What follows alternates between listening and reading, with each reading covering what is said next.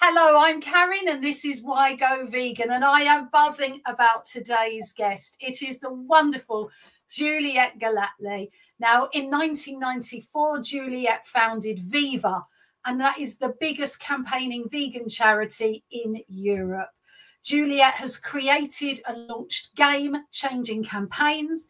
She's written a ton of books, guides, reports.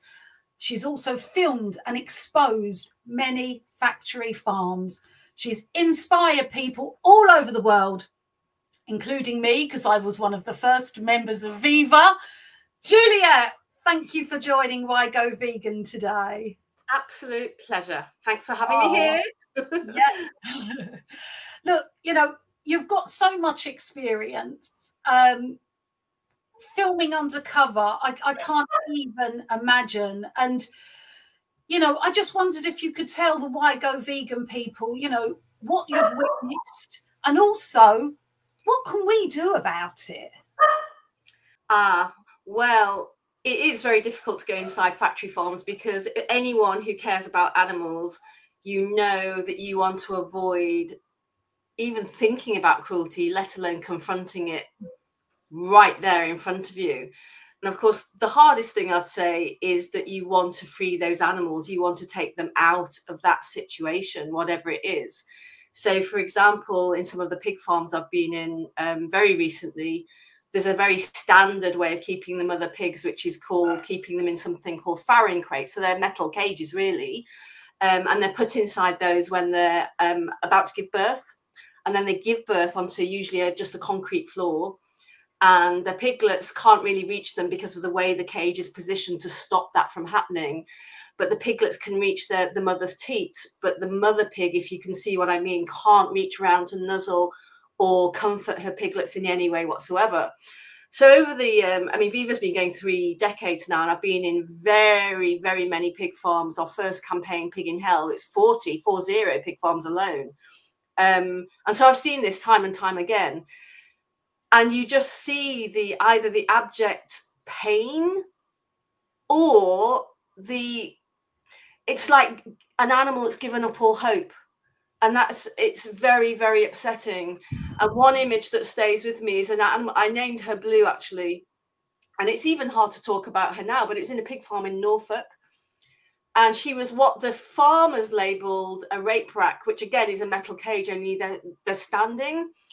And she was trying to escape. You know, you could see she'd worked out the lock mechanism. And she looked me directly in the eyes and had these most bright, bright blue eyes. And of course, I just wanted to, you know, rescue all of them. And that is what I find the most difficult, is walking out of a place that's incarcerating thousands of animals. And it's a very difficult thing to cope with. And you have to develop coping mechanisms, or else you'd go under with it. But in answer to your, you know, the other question you said is, I suppose people would probably thinking, why do I do that?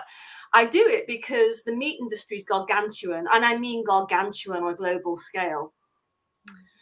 And the propaganda from that industry is so insidious, we don't even realize it's there because we're brought up with it from literally day one.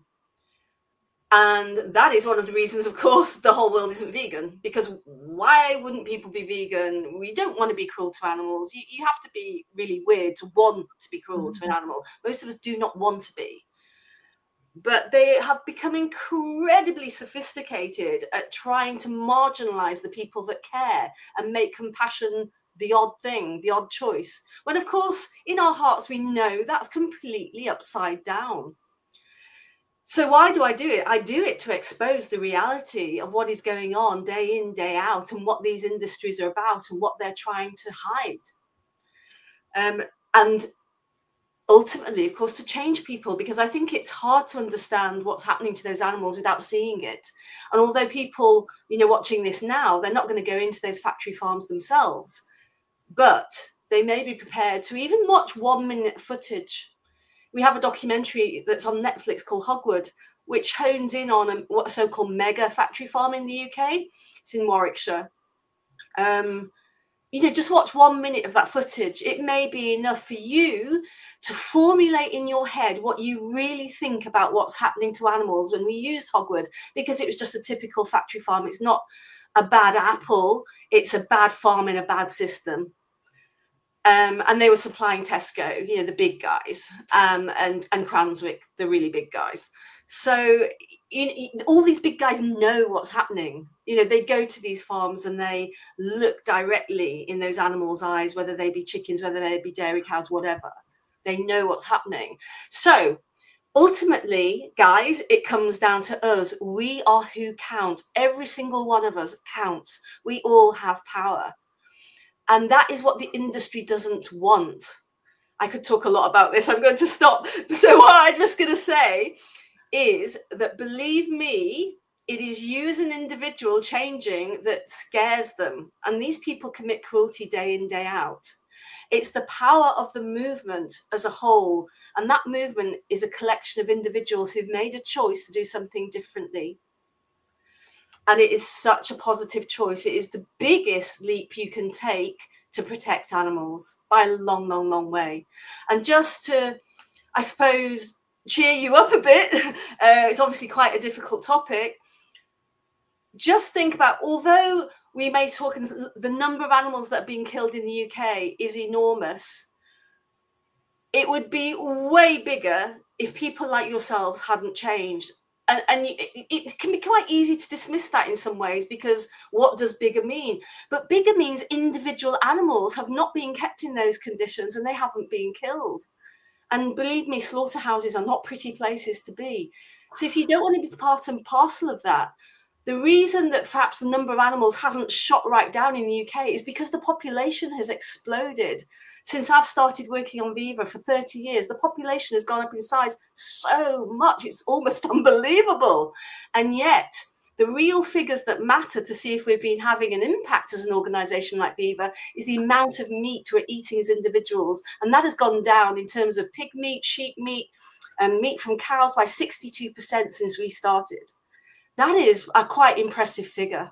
It's just there are many millions of people in the UK. And you look at the number of vegans, the number of vegetarians, the number of pescatarians, the so-called flexitarians, you start to add that up, and that's what's been worrying the meat industry, where they started a big anti-campaign in about 2018 and haven't stopped.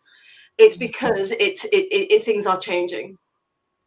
Juliet, I love that. And, you know, I speak to so many people. I have for many, many years in all different walks of life. And the amount of people that have said, I've gone vegan because of Juliet Gallatley. I've gone vegan because of Viva. You know, I found Viva 30 years ago when I first went vegan. So you have helped and inspired so many people. Who helped and inspired you? What was your turning point to go vegan? And then who helped you? That's a very good question. It's a long time ago. I was a kid. And I just liked, you know, some kids are just really into animals and like animals, and you see them and you're honing in on them and you want to be with them. I was like that. And I rescued a little cat who was pregnant locally, obviously, and she gave birth to 3 kittens in my wardrobe. And it kind of started from there. I kept it quiet from my mum, which is a really stupid thing to try and do, but that you know, I was about 8. And of course, my mum finds out, and I had this whole conversation with my mum. And I wrote from that to different organisations, because of course this is pre-Google, pre-everyone having a computer or a phone. I hand wrote to organisations and I got information back, and I read it, and I was mortified that this cruelty was taking place, because of course no one at school tells you, you know, your family usually don't tell you because they didn't know. And I have to say, the person in my life who has been so supportive, I mean, she's dead now, also was so supportive, and told me if I really wanted to change things, I could do it. It was with my mum. And I, you know, thank my mum forever. You know, I love my mum. So, you know, she made me feel that as a woman, you can do things. I'll just tell you, you know, just as a tiny little example, she, on my 17th birthday, paid for me to drive, because she said, as a young woman, never let men control you, because men do try to control you. Often, not all men, sorry, broad sweep there, but this is the kind of person she was. She wanted to empower me all the time. Take control of your own life. If you want to save animals, do your degree in zoology. And I did my degree in zoology because I loved animals out of respect. So I had that voice behind me saying it is possible to change the world. You have to have that hope. You have to have that optimism. And yeah, thank goodness I had her. Juliet, that's amazing. You know what? I said it when we were emailing each other. We need 10 hours with Juliet Gallatley, not this short 10 minutes. Before we say bye-bye, why go vegan? Our viewers out there, they're thinking of going vegan. They're taking their early steps. They could be faced with some challenges. So could you think of a challenge that you may have faced, Juliet, that we could just give them that little bit of nugget of advice for? I think when I first started to change, my personal difficulty was with chocolate. Just because I was surrounded by people who, you know, made it seem very normal to continue to eat that way and very abnormal to not. And I think because we're human beings, we're a great ape, we're a very sociable animal. So what our other apes around us think, or what we think they think, does matter to us. So much about going vegan is about how you put yourself across. This is my experience over many years now. If you put yourself across as being somebody who's being deprived and worried and the world's on your shoulders, that kind of thing, you kind of get a feedback which is negative. And people almost try to draw you away from doing what you know is right because they think it's perhaps not doing you good because that's what you're putting across. But so you've got to put yourself in that mindset. Why am I doing this? For me, I will go back to the farm and I'll think about the animals. And so that's easy. For anyone watching this, I'll say, again, just watch that 1 minute on Hogwood and strengthen your beliefs in why you're doing what you're doing. Take absolute, you know, pride and strength in the fact that vegans get much less of all chronic diseases. So therefore you're helping your family and helping your friends to change. You're protecting them. They may not know it, but you are.